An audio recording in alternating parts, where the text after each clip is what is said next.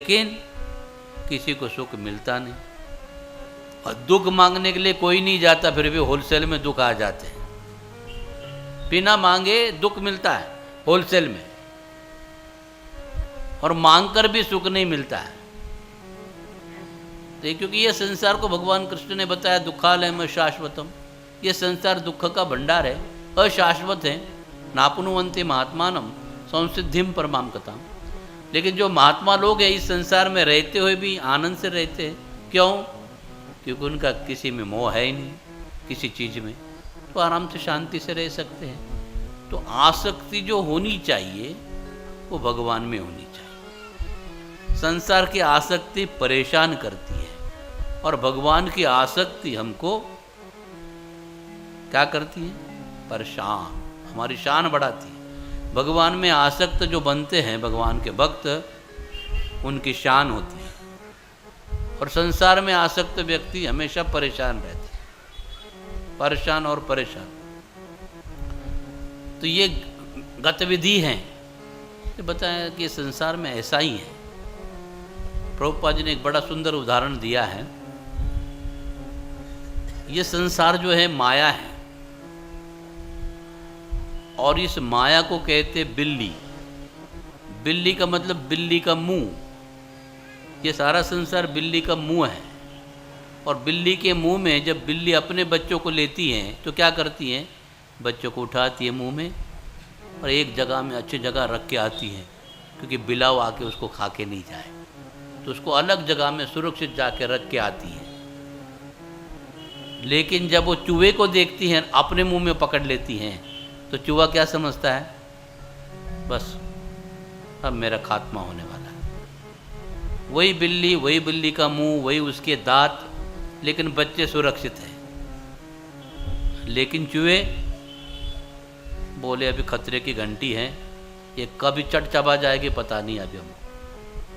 तो ऐसे ये संसार जो है ये बिल्ली का मुख है, इसके अंदर रहना तो पड़ेगा ही पड़ेगा। तो बच्चा बन के रहना है कि चूहा बन के रहना है? तो बच्चा बन का मतलब रहना है तो भगवान का अपना, त्वमेव माता च पिता त्वमेव तुम। कृष्ण जो है वो हमारे माता पिता पिता, त्वमेव माता च पिता तुम। कृष्ण के साथ में हमारा नाता है। कृष्ण का बन के रहेंगे तो माया बोलेंगे अच्छा कृष्ण का है क्या, अच्छा अच्छा मेरा बच्चा है। तो आप उधर ही रहेंगे, लेकिन सुख में रहेंगे। लेकिन कृष्ण का नाता नहीं है, फिर चूहा बनेंगे। तो माया बोलेंगे अच्छा ये चूहा है, चलो उसको चूहे में सेक लेते। फिर वो बिना नमक का ही खा जाती है बिल्ली। ऐसा है। तो रहना इसी संसार में है। नापनुवंती महात्मानम संसिद्धिम परमाम कथा। तो इस संसार में भगवान का भगत बन के रहेंगे। ये जगत माया, उसमें रहना है ठगत बन के कि भगत बन के। भगत बन के रहेंगे सुरक्षित, और ठगत बन के रहेंगे असुरक्षित। भगत बन के रक्षण, नहीं तो हमको आरक्षण चाहिए। तो इसलिए संसार में रहना तो है ही, इसको छोड़ तो नहीं सकते हैं, लेकिन अपने में परिवर्तन जरूर कर सकते हैं। इसलिए गोकर्ण ने पिताजी को कहा कि आप चले जाओ और भगवान का भजन करो। आत्मा जंगल में चला गया, भगवान का भजन करके भगवान को प्राप्त हो गया। और गोकर्ण फिर से चले गए अध्ययन करने के लिए।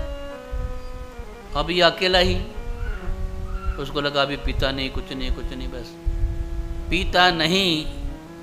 ये बात सुनी उसने, वो भी चले गए। अभी अब मुझे किसी का डर नहीं है। चले गए पिता, मैं रहूँगा पिता। और ये पिता है रहा फिर रोज सुबह शाम, फिर 5-5 वेश्याओं को लेके आ रहा नरेंद्र, और उनके साथ में जो है खा पी के नशे में चकनाचूर रहने लगा। और घर का सारा जो धन दौलत था उनके ऊपर न्यौछावर करने लगा। करते गया, धन संपत्ति खत्म होने लगी। माता को कहता और दे दे, कहीं ना कहीं रखा होगा, दे दे। फिर माता को मारने लगा, पीटने लगा। माता भी तंग आ गई, बोले तू बाप को खा गया, बाप चला गया, अब तो मुझे भी खाने को निकला है, इतना मारता है जोर से, तेरे को पता नहीं मैंने क्या नहीं किया तेरे लिए, सब कुछ देती गई। हाँ तो मेहरबानी भी किया, मैंने थोड़ी बोला था कि मेरे को जन्म दे दो, अब दिया है तो जो भी मैं करता है चुपचाप सह लो। तो वो भी तंग आ गई, बोले अभी कुछ नहीं है मेरे पास में बचा कुचा ऐसा। तो उसने भी जो है जलती लोहाटी हाथ में ले ली, बोले जला डालूंगा तुझे, बोले रुक ला के देती हूँ। और घर में पिछवाड़ा था, उसमें एक कुआं था, बेचारी चली गई उसके अंदर खुदकुशी कर ली। पिता खुदकुशी करने के लिए गया था, लेकिन खुदकुशी लेके आया, फल लेके आया, दे दिया, उसमें भी उसको खुशी नहीं मिली। और अब उसने खुदकुशी कर ली, क्योंकि शंका किया था ना फल के ऊपर, नहीं लिया था। नहीं तो उसकी अपनी संतान होती आज, और अच्छी होती, गोकर्ण होते तो बहुत अच्छा संभाल लेते थे, लेकिन नहीं। तो बोले ठीक है अभी, और उसने फिर बेश्याओं के साथ गमन करने लगा। उन्होंने भी देखा, बोले क्या रोज थोड़ी थोड़ी छोटी छोटी चीज़ देते, कोई बड़ी लाओ ना। उसने भी सोचा कोई बड़ी बात नहीं, अभी अड़ोस पड़ोस की छोटी मोटी चोरी करता हूँ, उसमें इनको संतोष नहीं मिलता है। आज उसने सोचा कि राजा के महल में ही जाएंगे। और राजा ने भी देखा महल में कभी कोई चोरी होती नहीं है, सिपाही भी आराम थे, सो गए थे, ये सीधा अंदर चला गया, जितना भी खजाना था लूट के जितना ले सकता था ले लिया। रानियों के महारानियों के सारे आभूषण, सोने चांदी के, हीरे के, माने के, सब कुछ लेके आया। और लाने के बाद में जैसे घर आया, पूरा के पूरा उनके सामने धर दिया। उन्होंने देखा, बाप रे बाप, इतने महंगे हीरे मानिक जोरा सब के ये रतन है। और बातचीत तो करी था, आज बड़ा डाका डाला है राजा के यहाँ। बोले तो राजा के यहाँ में डाका डाल दिया है, हिम्मत तो देखो इसकी। अभी ये थका बांधा है, तो जैसे सो गया, आने के बाद में बड़ा उसको खिला पिला दिया, सो गया वो। और सारे गहने बांध दिए। आपस में चर्चा की उनसे वेश्याओं ने, बोले ये कल सुबह सुबह में राजा को पता चल जाएगा चोरी हो गई है ना, फिर सारे सिपाही आ जाएंगे, इसके घर में मिलेगा खजाना, ये भी चला जाएगा, धन भी चला जाएगा, तो इसका मतलब राजा इसको फांसी की सज़ा दे देगा। तो एक काम कर लेते, बोले उसको खटिया को बांध दिया और उसके मुंह में जो है कपड़ा डाल दिया ताकि चिल्लाए, मुंह भी बांध दिया, और उसके अंदर थोड़ा सा तेल डाल दिया मिट्टी का, और फिर लखोटी हाथ में ले ली और उसको जलाने लगी। पैर को जलाया, हाथ को जलाया, छाती को जलाया। फिर पापी था, मर ही नहीं रहा था, नाक के ऊपर ही जाके दबा दी दोनों लखोटी। उसको सांस लेना मुश्किल हो गया, लेकिन वो भी जो थी उन्होंने छोड़ा ही नहीं उसको। बोले तूने किसी को नहीं छोड़ा, हम भी तेरे को नहीं छोड़ेंगे। और रख दिया नाक के ऊपर, सांस लेना मुश्किल हो गया, और उसको आखिर में अपने प्राण छोड़ने पड़े। जैसे छोड़ दिया, शांत हो गया। अभी उसने तुरंत ही खटिया हटा दी, उसको बंधन से मुक्त किया, नीचे जो फर्श लगा हुआ था उसको उखाड़ के फेंक दिया, गड्ढा खोद दिया, उसके अंदर गाड़ दिया, फिर से फर्श लगा दी। 9 तो 11 चली गई। कहाँ चली गई हमें भी पता नहीं, लेकिन चली गई, पैसा ले गई। तो इस तरह से जो है बुरे कर्म का अच्छे कर्म का अच्छा फल होता है। तो ये सारी चीज़ें संसार में बनती रहती है, लेकिन समझे कैसे। प्रभुपाद जी ने बड़ा सटीक उदाहरण दिया है। कभी कभी अच्छे लोगों के साथ में भी बुरा व्यवहार हो जाता है, और कभी कभी बुरे लोग बहुत अच्छे वेल सेट लगने लगते हैं। समझ में नहीं आता है क्या चीज़ है, क्या राज है। तो इसमें विशेषता ऐसी होती है, जो माताएं होती है ना, जब भी उनको गेहूँ पिसवाना हो या कोई और अनाज पिसवाना हो, ज्वार हो, बाजरा हो, तो पहले वो क्या करते हैं, उसको साफ कर लेते हैं। थाली में लेके, सूप में लेके सारे कंकड़ पत्थर अलग कर देते हैं। बिल्कुल साफ सुथरा जो गेहूँ होता है, बाजरा होता है, ज्वार, वो पिसानों को लेके जाती है चक्की में। तो प्रभुपाद जी कहते हैं कि देखो, वो चक्की वाला भी कहता है खराब चीज़ रहेगी तो हम नहीं पीसेंगे, अच्छी चीज़ रहेंगी तो ये पीसेंगे। तो जो अच्छे होते हैं वो पीसे जाते हैं। कौन पीसे जाते हैं? अच्छे गेहूँ, अच्छे ज्वार, अच्छा बाजरा पीसा जाता है कि नहीं? तो जो अच्छे होते हुए पीसे जाते हैं।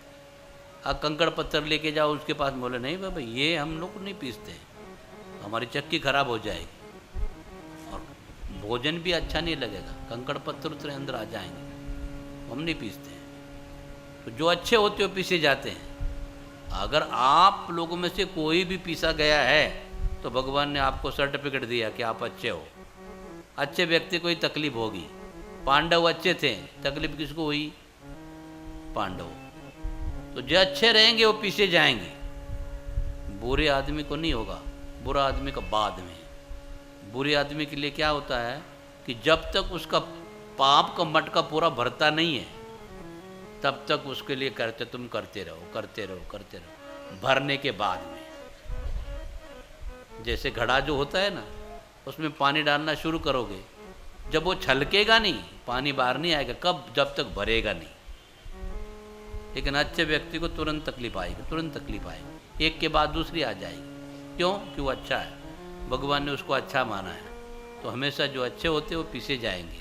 तो अगर आप पीस गए हैं तो अपने आप को कोसना नहीं, भगवान ने आपको पसंद किया है, भगवान की आपके ऊपर कृपा है। ये बात याद रखना, नहीं तो हम दुखी हो जाते, मायूस हो जाते, भगवान से नाराज हो जाते। क्या भगवान तुम्हारी इतनी सेवा पूजा की है, हमारी तरफ देखते नहीं हो, ऐसा करते उसके अगर जाओ तुम्हारे मंदिर में नहीं आएंगे, और हम नाराज हो जाते। नहीं, भगवान ने कहा आप लोग अच्छे हो, और अच्छे व्यक्ति को तकलीफ होती है, बुरे व्यक्ति को नहीं होती। तो इसलिए अच्छा और बुरा ये समझना है, धर्म और अधर्म को समझना है। अच्छा कर्म धर्म होता, बुरा कर्म अधर्म होता है। और कब धर्म अधर्म बन जाता है और कब अधर्म धर्म बन जाता है, ये किसी को पता नहीं चलता है। अगर इसको समझना है तो ये भागवतम ग्रंथ, महाभारत, वेद, उपनिषद, पुराण, इनमें अलग अलग जो हैं सिद्धांतों के माध्यम से समझाया गया। धर्म जो है वो दूध के जैसा है, इसलिए उसको अमृत कहते हैं, और अधर्म जो है वो जहर के जैसा है। अधर्म जो है वो जहर के जैसा है। तो जहर में क्या होता है, अगर आपको ताकत चाहिए तो एक गिलास दूध पीने से ताकत आएगी? नहीं, दूध रोज पीना पड़ेगा, फिर साथ साथ में बादाम है, पिस्ता है, सब कुछ खाना पड़ेगा, घी खाना पड़ेगा, भोजन भी करना पड़ेगा, मेहनत करनी पड़ेगी, हजम करना पड़ेगा। अच्छी चीज़ खाओगे तो 6 महीने के बाद ताकत आती है, ज़्यादा मात्रा में खाना पड़ता है, फिर 6 महीने के बाद में ताकत आती है। और जहर इतना मिलीग्राम में लेना है, और कितने भी लोग अगर ले लेंगे सब मर जाएंगे। कम क्वांटिटी, बुरी चीज़ की क्वांटिटी कम होती है और अच्छी ज़्यादा मात्रा में चाहिए। अभी धर्म ये अमृत है, जहर ये अधर्म है, क्योंकि आदमी को मारने वाला है। तो ऐसे स्थिति में अभी जहर की एक बूंद दूध में गिर जाएगी तो दिखने में दूध दिखेगा, परिणाम दूध का देगा कि जहर का देगा? बताओ। एक बूंद जहर दूध में गिर गया, वो दूध कोई अगर पी जाएगा तो क्या होगा? दूध तो अमृत है लेकिन संग जहर का हुआ है, जहर बिल्कुल कम है, फिर भी 100% परिणाम देगा, मार देगा। बोले दूध पीने से आदमी मर गया, दूध पीने से नहीं मरा, दूध ने जहर का जो संग किया है, तो जैसा संग वैसा रंग, वैसा ही ढंग। तो धर्म भी अधर्म बन जाता है अगर थोड़ा भी अधर्म धर्म में आता है। यदि थोड़ा भी बुरा कर्म इधर चला जाएगा तो भी सबका बुरा हो सकता है। जितने भी लोग दूध पिएंगे सबको जहर की बाधा हो जाए, फूड पॉइजन हो जाए। लेकिन अगर एक जगह में अमृत है, उसकी एक बूंद जहर में गिर जाएगी तो जहर अमृत नहीं होगा। इतना बुरा है जहर। तो जहर को अमृत नहीं कर सकते हैं, लेकिन अमृत को एक बूंद जहर भी कर सकते। एक सड़ी हुई प्याज पूरे खानदान को सड़ा सकती है, लेकिन सारे अच्छे प्याज मिलकर एक सड़े हुए प्याज को सुधार नहीं सकते। तो आप बोलेंगे बुरे आदमी को सुधार के बताएंगे, नहीं, सारे अच्छे प्याज मिलके भी सड़े हुए प्याज को सुधार नहीं सकते। इसलिए उन्होंने बता दिया है दोनों को बंद, अच्छा भी बंद, बुरा भी बंद। इसलिए गीता में भगवान कृष्ण कहते हैं शुभ अशुभ परित्यागी भक्ति मान्य समय प्रिय। मेरा भक्त इसलिए मुझे प्रिय है, वो धर्म में ज़्यादा रुचि नहीं रखता, अधर्म में तो बिल्कुल नहीं है, धर्म में भी रुचि नहीं रखता। वो मेरी भक्ति में रुचि रखता है, जो आत्मा का धर्म है। वर्णाश्रम धर्म शरीर के लिए है। एक शरीर ब्राह्मण कहलाएगा, दूसरा क्षत्रिय कहलाएगा, तीसरा वैश्य कहलाएगा, चौथा शूद्र कहलाएगा। तो ये शरीर के लिए जो धर्म है, तो जो अपने आप को शरीर समझती है, ये सबसे बड़ा ज्ञान है। हम जिस शरीर में हैं, चतुर्वर्णम मया सृष्ट गुण प्रभाव, इस संसार में जो भी हमें शरीर प्राप्त हुआ है, ये शरीर आत्मा के लिए बाह्य आवरण है, यंत्रवानी माया है। जैसे हमारे पास में कार होती तो आत्मा को ये कार दे दी प्रवास करने के लिए, इधर जाने के लिए। तो शरीर जो है ये हमारा माध्यम है कुछ करने के लिए, लेकिन हम शरीर ही नहीं है। जब हम आत्मा हैं तो आत्मा किसका अंश है? गीता में 15वें अध्याय में 6ठे श्लोक में भगवान कहते हैं मम वंशो जीवलोके जीवभूत सनातन मन षष्टि आंद्री इंद्रियानी प्रकृति स्थानी कर्षति। ये आत्मा मेरा अंश है। फिर चाहे कुत्ते में हो, बिल्ली में हो, गाय में हो, इंसान में हो, संसार के जितने भी जीव हैं उनको कोई भी टाइटल दे दो, अमेरिकन दे दो, यूरोपियन दे दो, और भी कुछ देना है दे दो, स्त्री दे दो, पुरुष दे दो, नपुंसक दे दो, जो भी रहेंगे सबके शरीर में आत्मा एक जैसी, एक ही साइज वाली है। मम वंशो जीवलोकी जीवभूत सनातन। तो अनादि काल से हम कृष्ण के अंश हैं।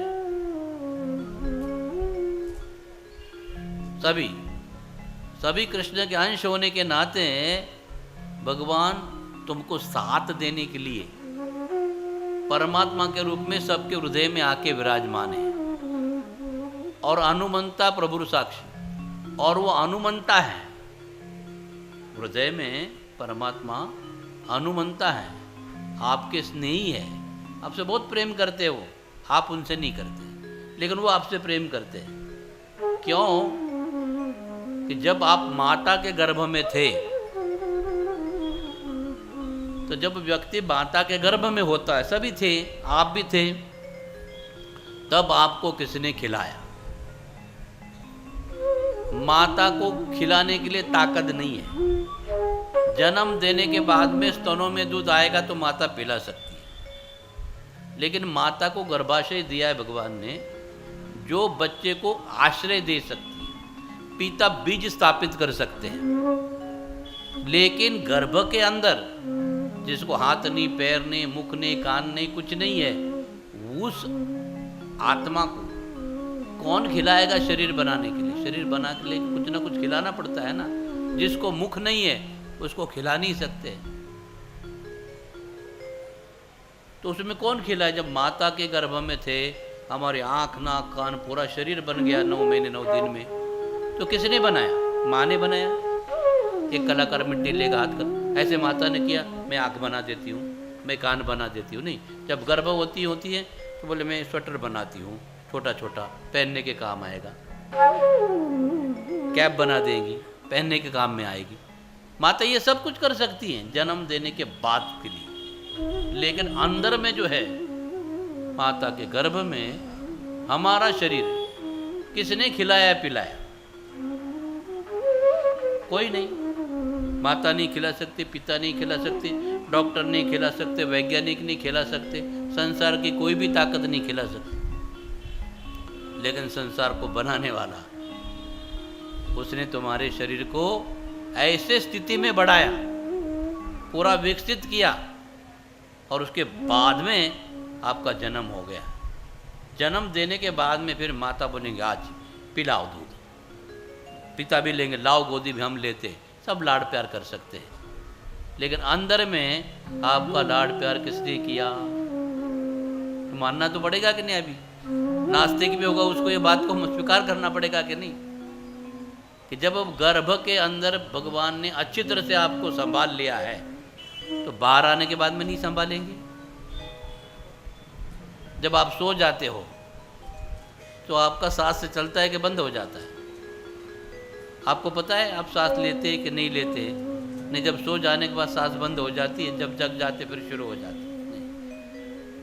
हम जब गहरी नींद में होते हमको पता भी नहीं हाथ कहाँ है, कपड़े कहाँ हैं, हम किधर हैं, बिस्तर के ऊपर है कि नहीं, कुछ भी पता नहीं होता है। तब भी आपकी सांस चलती रहती है। कौन चलाता है? वो कोई पागल नहीं है, वो आपका साथ नहीं छोड़ना चाहता है, वो आपको बहुत चाहता है लेकिन बताता नहीं। अंदर से सब कुछ आपके लिए करता है लेकिन बताता नहीं। क्यों? क्योंकि वो जानता है कि सब मेरे हैं, मुझे उनसे प्रेम करना है, भले वो मुझसे प्रेम करे या न करे, मुझे माने या न माने, मुझे गाली देना है गाली दे, कोई चिंता वाली बात नहीं है। ऊपर वाला के चुप सहता है, कहता कुछ नहीं है। इसलिए किसी भी परिस्थितियों में भगवान के ऊपर जो हमारा विश्वास है वो दृढ़ होता जाना चाहिए और मायूस नहीं होना है।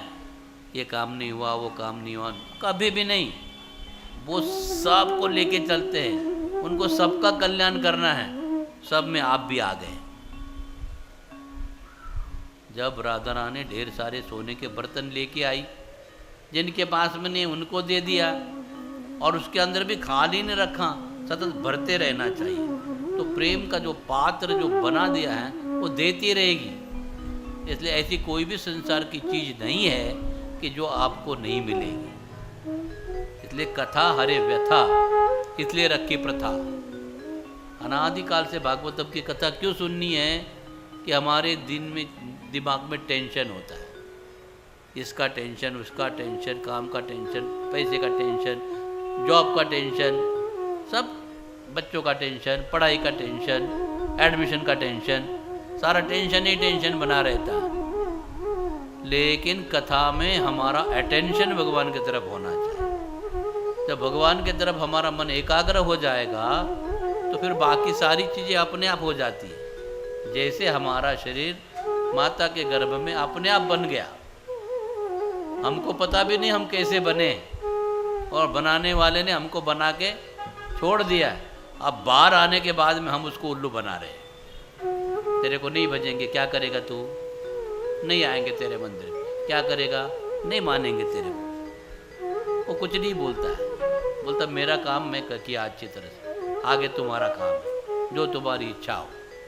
हाथ दिया जोड़ने के लिए, पैर दिए तीर्थ यात्रा के लिए, घूमने के लिए, आग दिए उसका स्वरूप देखने के लिए, कान दिए उसका भजन सुनने के लिए, नाक दिए उसकी फूलों की गंध लेने के लिए, और प्रसाद जो है उसका जुहा के लिए दे दिया। वो सब कुछ देता है। कथा में सबको प्रसाद मिलेगा, सब कुछ दिया जाए। ऐसी कोई चीज नहीं है कि भगवान दे नहीं सकते। लेकिन हमारी श्रद्धा कभी भी विचलित न हो जाए, इसलिए कथा सुनना बहुत जरूरी है। कितनी भी परिस्थिति खराब हो जाए तो भी ये नहीं समझना कि भगवान साथ नहीं देते हैं। द्रौपदी ने देखा चीरहरण के वक्त में धर्म ना आधार देता है, ना अधर्म, अधर्म तो तैयारी में था, लेकिन वो हिम्मत नहीं हारी, सब जगह में गई, रोई चिल्लाई, सब ने हाथ ऊपर कर दिए। तो भगवान ने दिखा दिया, द्रौपदी तुम सबके पास में गई, सब ने हाथ ऊपर कर दिए। भीष्म पितामह, द्रोणाचार्य, कृपाचार्य, अश्वत्थामा, बड़े बड़े रथी महारथी गुरु सभी थे, ज्ञानी थे, समर्थ थे, लेकिन द्रौपदी की रक्षा करने में असमर्थ थे। और दुशासन बोले अभी तो मैं अपना हेतु पूरा करके ही रहूंगा। और भगवान भी देखो कितने दयालु हैं, भगवान कभी किसी के साथ में भी पक्षपात नहीं करते, जो बुरा करते हैं उसको भी साथ देते हैं और जो अच्छा करते हैं उसको भी साथ देते हैं, लेकिन अच्छा करने वाले एकता नहीं रख सकते। अच्छे लोग इकट्ठा जल्दी नहीं होते और बुरे लोग साथ नहीं छोड़ते, तुरंत इकट्ठा हो जाते। कि धर्म अधर्म की यही विशेषता है। इतने अधर्म चल रहा है उनके सामने। एक तो वो राजमाता थी और दुर्योधन की माता के समान, भाभी माता के समान होती है, तो नाते में माता के समान थी, लेकिन फिर भी उन अधर्मियों ने, आतताइयों ने उसको निर्वस्त्र करने का प्रयास किया। फिर जाके देखा उसने, जब कोई सहाय नहीं कर सकता है तो फिर उसने कौन याद आए, फिर श्री कृष्ण याद आ गए। जैसे श्री कृष्ण को बुलाया, क्या कृष्ण ने उसको बुलाया? नहीं, श्री कृष्ण आ गए। तब तक पहलू पकड़े हुई थी। भगवान ने बोला, बहना अब ये तुम्हारी शक्ति छोड़ दो। जब इतने बड़े बड़े रथी महारथी अच्छे बुरे तुम्हारी मदद नहीं कर सके हैं और कोई मदद करने वाला नहीं है, मैं छोड़ने वाला नहीं, इसलिए मैं आया हूं। अभी तुम एक काम करो, छोड़ दो ये सब कुछ। इन सब लोगों ने जो है तुमको मदद करने के लिए क्या किया? हाथ ऊपर कर दिए, हम आपको मदद नहीं करेंगे। अब तुम ही हाथ ऊपर कर दो, तुम्हारी मदद ही नहीं चाहिए। जिसकी चाहिए वो तो आ गया, तो मेरी मदद मिलती है तो हाथ ऊपर कर देने की। हाथ ऊपर करना मतलब शरणागति का भाव है। तो जब द्रौपदी ने भगवान कृष्ण की शरण ले ली, और यहाँ दुशासन जो था उसके अंदर 10,000 हाथी का बल था, उधर भीम था उसमें भी 10,000 हाथी का बल था। अब उसको मालूम है अगर भीम आ जाएगा तो बड़ा शक्तिशाली है, 10,000 हाथी का बल है, तो दुशासन रहेगा उसमें भी 10,000 का बल है। एक वक्त एक स्त्री एक ही साड़ी पहनती है, ऐसे उंगली में खींच ली जाए, साड़ी खींच ली जाएगी तो वो विवश हो जाएगी। लेकिन जब भगवान श्री कृष्ण ही स्वयं साड़ी बन गए तो बड़ी शक्तिशाली हो गई वो साड़ी। और जब उसने देखा, पूरा बल लगा दिया दुशासन ने साड़ी ओढ़ने के लिए, पूरा 10,000 हाथी का बल लगा दिया, पसीने से लथपथ हो गया, लेकिन साड़ी को खींच नहीं पाया। तंग आ गया, बोले क्या करें। फिर उसने भी भगवान से मदद मांगी, हे भगवान मेरी लाज रखियो, बड़ा बदमाश तो हूँ मैं, लेकिन अगर ये साड़ी नहीं खींचूंगा मेरी नाक कट जाएंगी। ऐसे तो साड़ी खींचने के विचार से नाक कट गई थी, लेकिन फिर भी बोले नाक कट जाएगी, लोग बोलेंगे कितना बड़ा योद्धा है, छोटा सा काम नहीं कर सका। बोले होने दो फिर। और जैसे खींचने की कोशिश, पसीने से लथपथ हो गया, टस से मस नहीं हुई साड़ी, क्योंकि भगवान स्वयं बन गए थे। भगवान सबसे बड़े शक्तिशाली है, वो जो भी चीज़ बन जाते हैं, साड़ी भी बन सकते हैं, कुछ भी बन सकते हो। अंगानी यश सकलेंद्रिय वृत्ति बनती, भगवान का कोई भी अंग किसी भी अंग का काम कर सकता, किसी वस्तु का, सब उनका ही विस्तार है। तो जैसे बन गए, टस से मस नहीं हुए। फिर जब दुशासन ने प्रार्थना की, भगवान ने कहा कि मैंने द्रौपदी को वचन दे दिया है कि मैं तेरी रक्षा करूंगा, अब वो तुम्हारी मदद करेगी। उसने भगवान को बोला वो क्या खाक करेगी, किसी ने उसकी मदद नहीं की है, अब वो क्या मेरी मदद करेगी? बोले वही करेगी। देखो भगवान धर्म और अधर्म से कैसे बचाते, भक्तों के लिए क्या काम करते हैं। तो जैसे द्रौपदी ने देखा तो भगवान ने कहा, द्रौपदी हाथ ऊपर कर दी, खड़ी हो, अभी निर्भय हो गई हो तुम, मेरी शरण में हो ना। बोले हाँ देखो ना, तुमने जैसे बोला भैया मैंने वैसे ही कर दिया। तो एक काम करो ना, मेरी परिक्रमा करो। बोले तुम वहां बैठे हो, मैं नीचे हूं, तुम्हारी परिक्रमा कैसे करूंगी मैं? कन्हैया ने कहा वो मंत्र है ना, जानी कानी चापा पानी, हाँ उसके द्वारा तुम जगह के ऊपर घूमो, मेरी परिक्रमा हो जाए। जब ज़्यादा लोग होते परिक्रमा नहीं करते तो जगह के ऊपर ही कर लेते। ठीक है। फिर द्रौपदी धीरे धीरे परिक्रमा करने लगी तो साड़ी ढीली होने लगी। तब इस गधे को लगा कि हाँ अभी मैं खींच रहा हूँ। साड़ी वो खींच नहीं पाया था, लेकिन ये जब परिक्रमा कर रही थी, गोल घूम रही थी, तो साड़ी ढीली हो रही थी। फिर उसने लगा, बहुत ताकत लगा लगा के साड़ी खींचते गया, पसीने से लथपथ हो गया, लेकिन साड़ी खत्म होने का नाम नहीं लेती। ये भगवान अनंत है तो साड़ी भी अनंत, कितना खींचेगा ये खींच खींचे। फिर जब तंग आ गया, फिर बोले भगवान पसीने से लथपथ हूँ, सुबह से कुछ खाया नहीं, एकादशी का व्रत तो नहीं है लेकिन खाया नहीं हूँ, भूखा हूँ, तुम एक काम करो, बस अभी मैं तंग आ गया। तुरे को किसने बोला था खींचने के लिए? तेरी इच्छा थी ना। तो इतनी साड़ी खींच के कि वो थक गया, बोला अभी मैं आगे नहीं खींचूंगा। तो अधर्म करने वाले भी अधर्म करने में थक जाएंगे, लेकिन भक्तों के प्रति अधर्म होने नहीं देना, ये बंसी वाले का काम।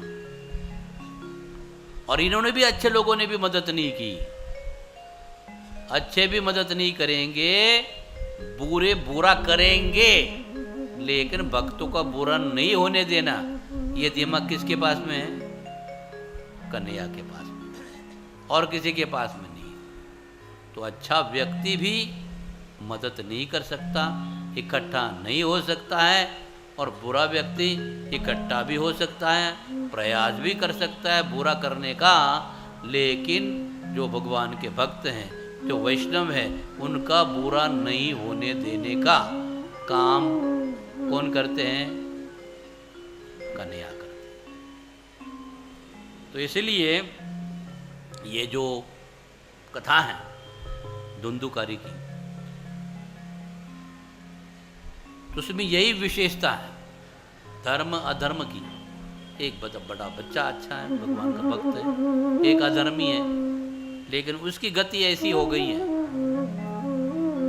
अभी उसका उद्धार होना चाहिए। तो कैसे हो? तो जैसे एक बार गोकर्ण जी अपने गांव में आ जाते हैं, उनको समाचार पता चल जाता है कि भाई यहाँ पर भाई तो दिखता नहीं है, माँ भी दिखती नहीं है, पिताजी तो पहले ही चले गए मेरे कहने के अनुसार। तो अपने घर में आके बैठ गए।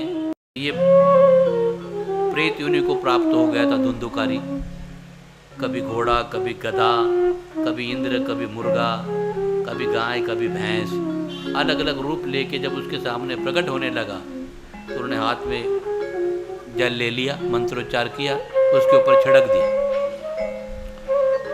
तो प्रेत योनि में था तो बोला, मैं तुम्हारा भाई धुंधुकारी हूँ, पाप तो इतने किए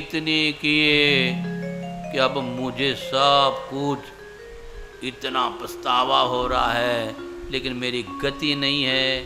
मैं प्रेत योनि को प्राप्त हो गया हूँ, खाना चाहता हूँ, खाना मिलता नहीं है, मेरे बाद में कोई करने वाला नहीं विधि।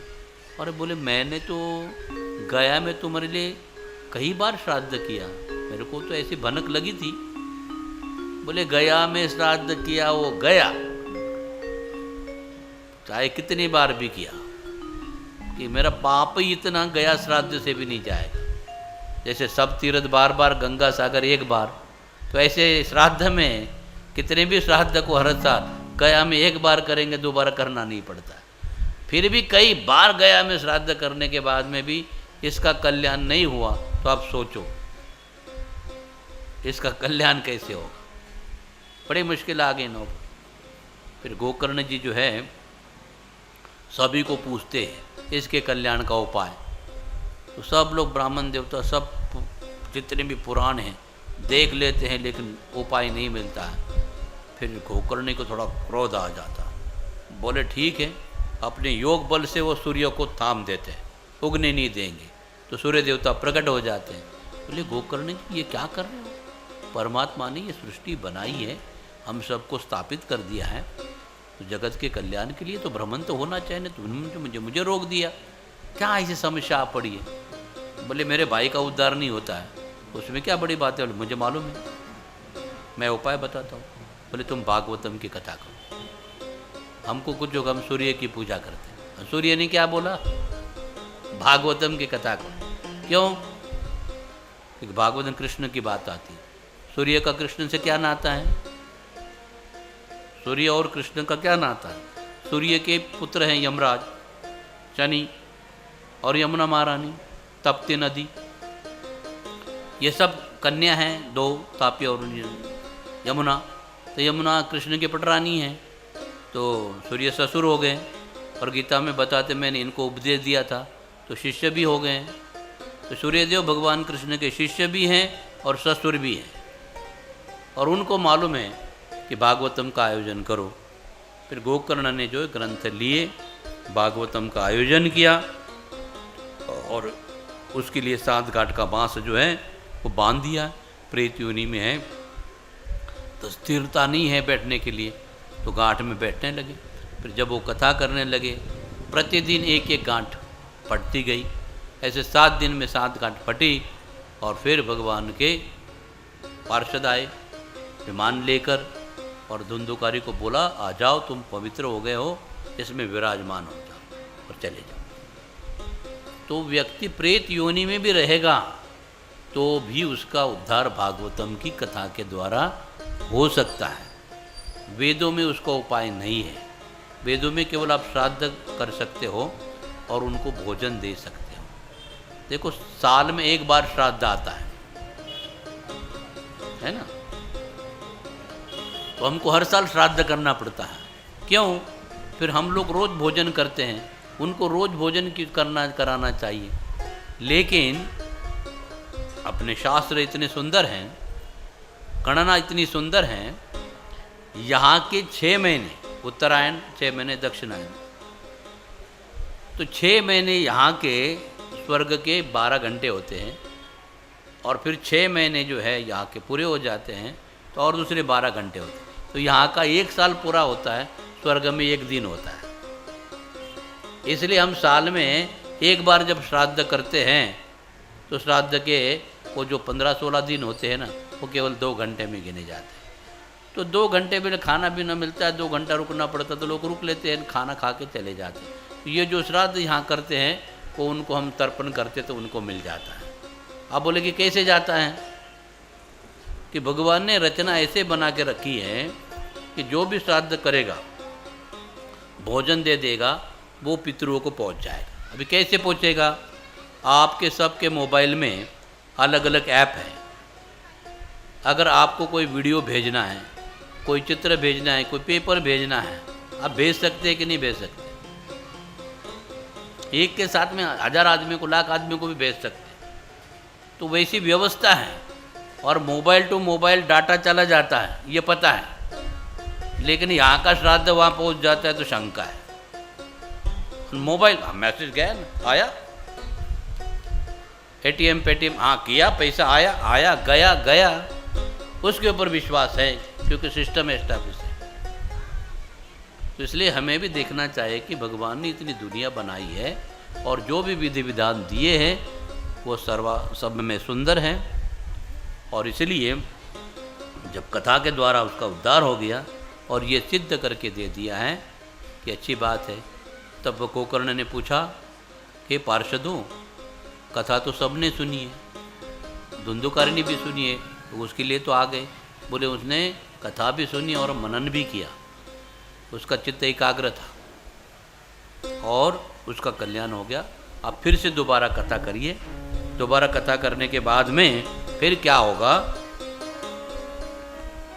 कि सब लोगों का उद्धार हो जाएगा। फिर गोकर्ण जी दोबारा भागवतम की कथा करते हैं और जितने भी गांव के लोग थे उन सब का, पशु पंछी जितने भी होते हैं, सबका कल्याण जब भगवान उतने में मान लेते हैं और सभी आत्माओं को अपने धाम में लेके जाते हैं। श्रीमद् भागवतम ग्रंथराज की जय। कितने बजे? 6:30 हो गए।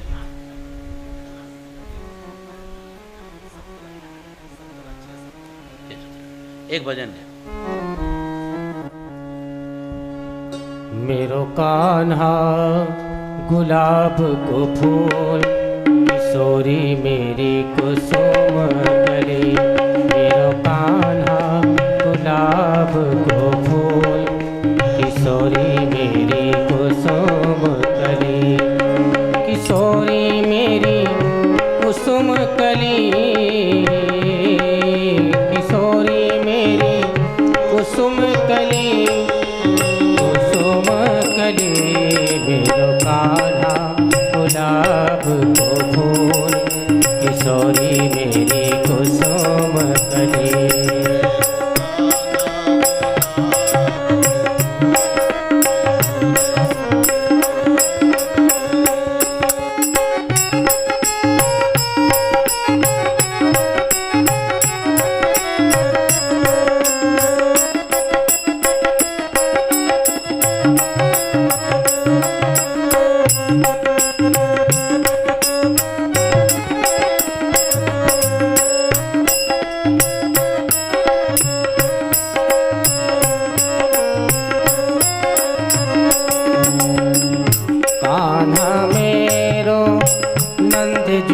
छोना कान्हा मेरो नंद जो को छोना, कान्हा मेरो नंद जो को छोना, कान्हा मेरो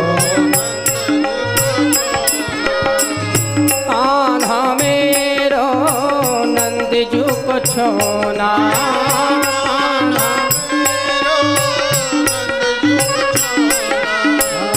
कान्हा मेरो नंद जो को छोना, कान्हा मेरो नंद जो को छोना।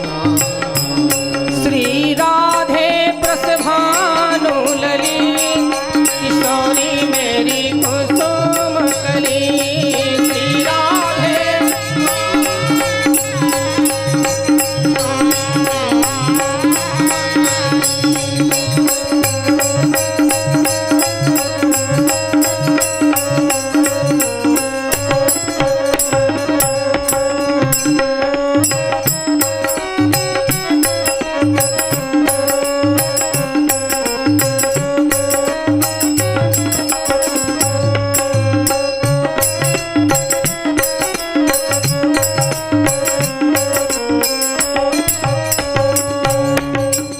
कान्हा मांगे माखन लोना, कान्हा मांगे माखन लोना, राधे मांगे मिश्री की तरी, किशोरी मेरी कुसुम कली, राधे मांगे मिश्री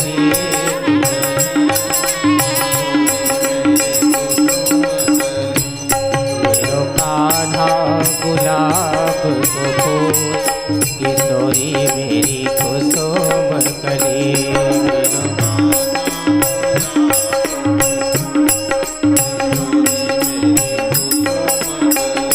जय हो।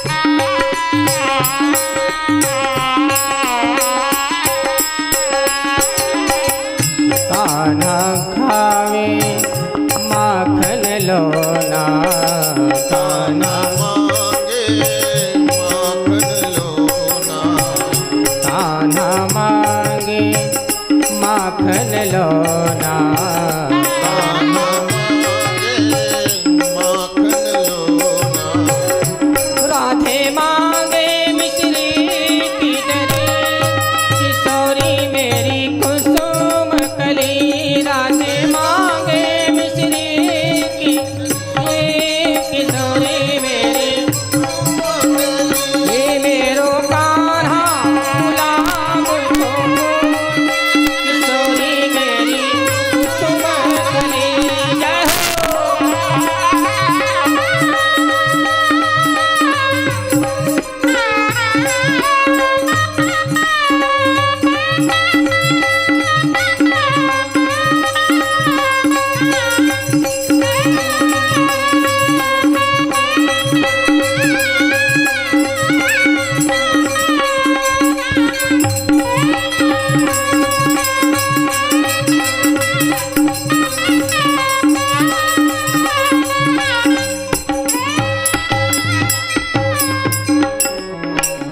ब्रज निधि सखी दर्शन की प्यासी, ब्रज निधि सखी दर्शन की प्यासी, ब्रज निधि सखी दर्शन की प्यासी, ब्रज निधि सखी दर्शन की प्यासी। वो तो भटकत गली गली किशोरी मेरी कुसुम कली, वो तो भटकत गली गली किशोरी मेरी कुसुम कली, मेरा कान्हा गुलाब को फूल किशोरी मेरी कुसुम कली, मेरा कान्हा गुलाब को फूल किशोरी मेरी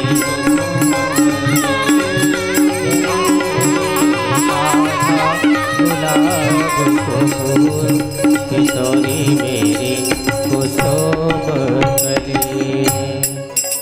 बोली राधा रानी की आज प्रथम दिन था, सभी लोग आए हुए थे, एकादशी का दिन था। तो अभी आरती की तैयारी चल रही है और कल जो है इसी कथा को आगे सुनते जाएंगे और कल अलग अलग प्रसंग आ जाएंगे। तो एक दिन पहले ही आपको दूसरे दिन का जो भी प्रसंग है वो सुनाते जाएंगे। कल जो है भागवतम की शुरुआत हो जाएगी और उसमें सभी पांडवों की वगैरह सभी लीला कथाएं आएगी।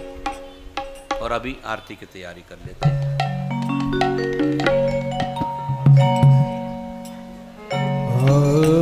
चंद्रमा मनसजात चक्षुः सूर्योजायत श्रोत्राद्वादच प्राणच मुखादग्निर्जायत।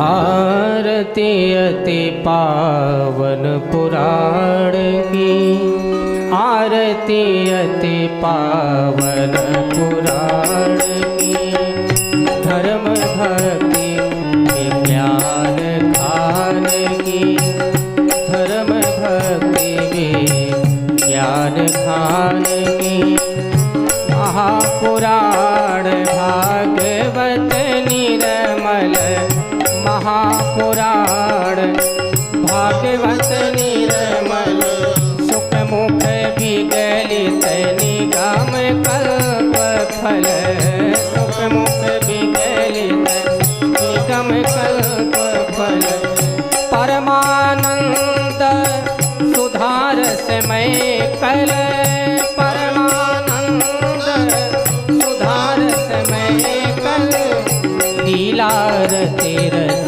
रस निधान की, आरती अति पावन पुराण की।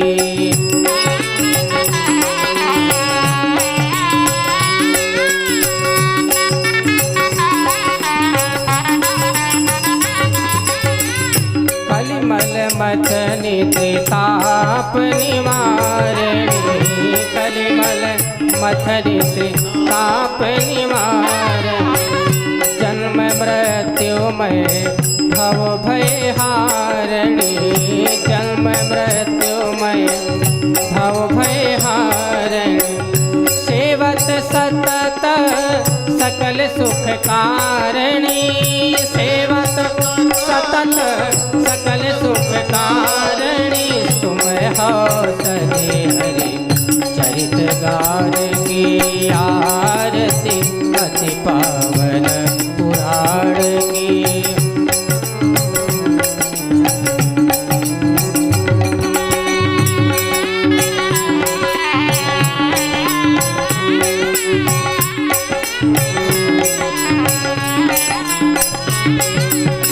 विषय विलास विमोह विनाशिनी, विषय विलास विमोह विनाशिनी, विमल विराग विवेक विकासिनी, विमल विराग विवेक विकासिनी, भगवत तत्व रहस्य प्रकाशिनी, भगवत तत्व रहस्य प्रकाशिनी, परम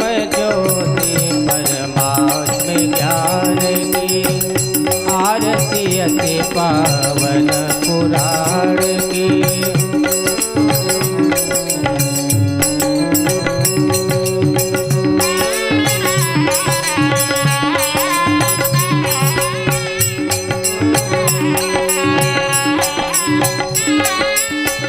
परमहंस मुनि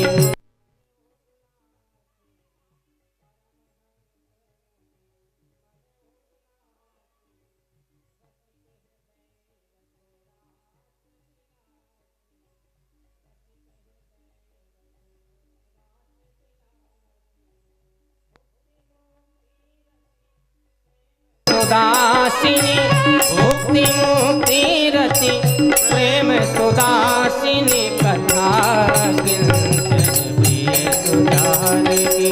आरती अति पावन पुराण की। आरती अति पावन पुराण की।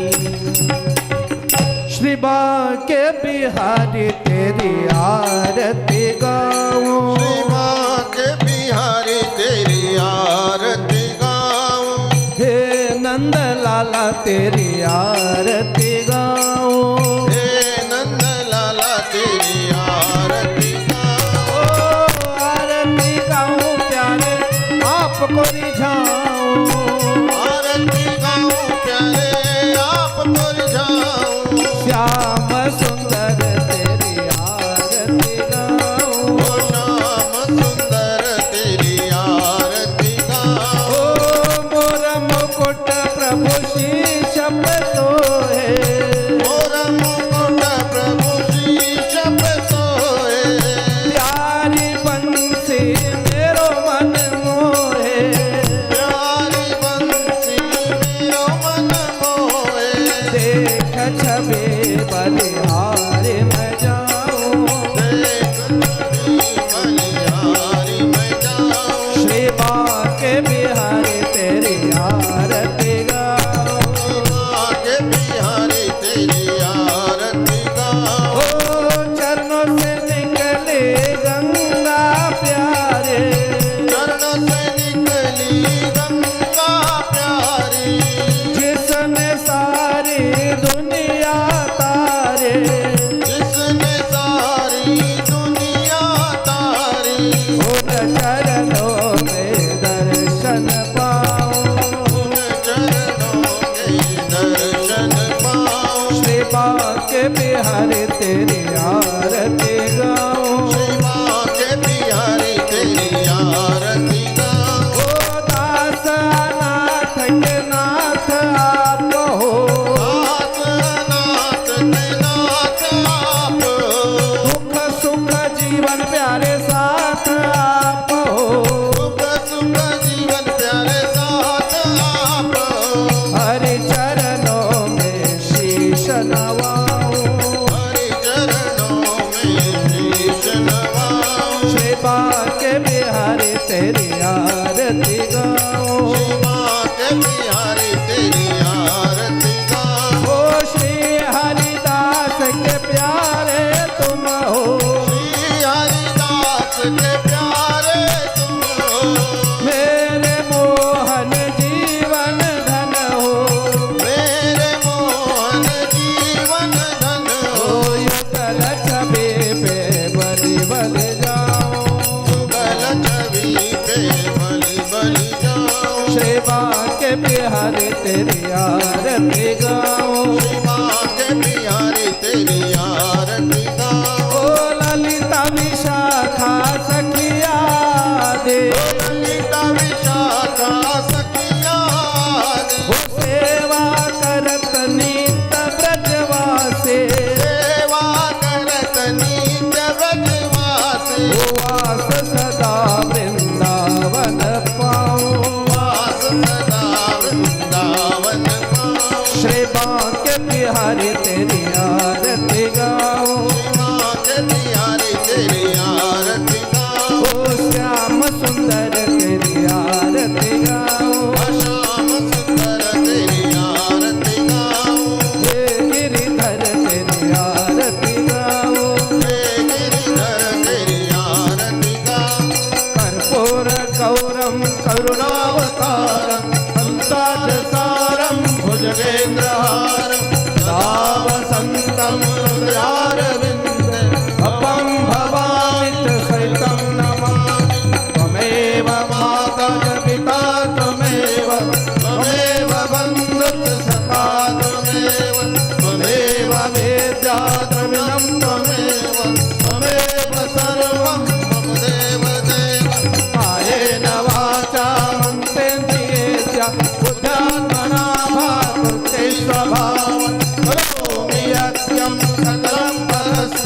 नारायणाय समर्पयामि अच्युतं केशवं राम नारायणं कृष्णदामोदरं वासुदेवं हरि श्रीधरं माधवं गोपिकावल्लभं जानकीनायकं रामचन्द्रं भजे। हरे राम राम राम हरे हरे हरे कृष्ण कृष्ण कृष्ण हरे हरे हरे राम राम राम हरे हरे हरे कृष्ण कृष्ण कृष्ण हरे हरे हरे राम राम राम हरे हरे हरे कृष्ण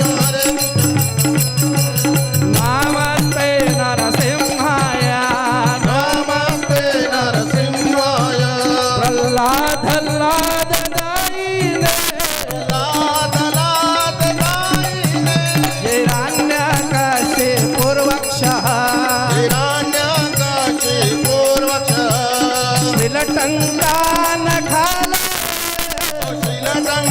श्रीलटङ्कानकालाय इको नरसिंहा परतो नरसिंहा इतो नरसिंहा वरदो नरसिंहा यतो यतो यामि ततो नरसिंहा यतो यतो यामि ततो नरसिंहा बाह्ये नरसिंहा हृदये नरसिंहा बहि नरसिंहा हृदयि नरसिंहा नरसिंहमदिं शरणं प्रपदे ममदीं शरणं प्रपद्ये तव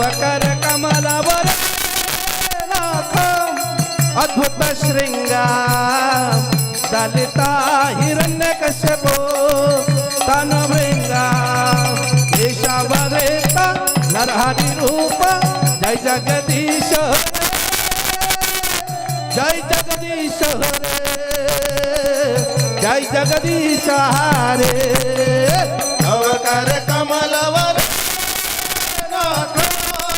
अद्भुत शृंगार दलिता हिरण्यकशिपु तनुभृङ्गा ईशावरेता नरहरिरूप जय जगदीश हरे जय जगदीश हरे जय जगदीश हरे जय नरसिंहदेव नरसिंहदेव नरसिंहदेव जय नरसिंहदेव जय नरसिंहदेव नरसिंहदेव नरसिंहदेव जय नरसिंहदेव जय प्रहलाद महाराज प्रहलाद महाराज प्रहलाद महाराज जय प्रहलाद महाराज प्रहलाद महाराज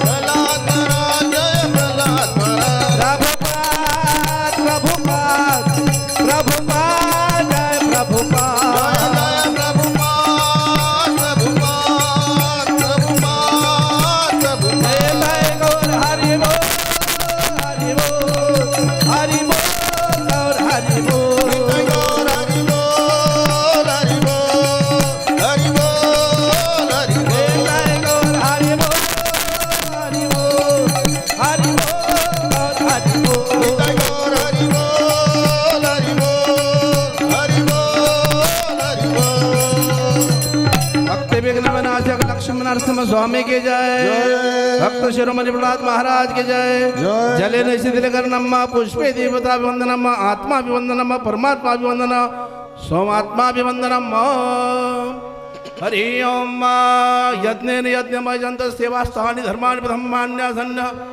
देहनाकं महिमानां सजन्ते द्रव्ये सात्या सन्ति देवः ओम कर्पूर दिया ना उधर वो माता जी ले गई ना वो होगा फिर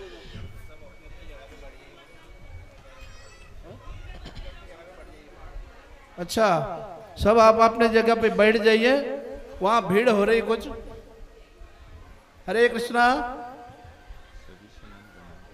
हाँ हाँ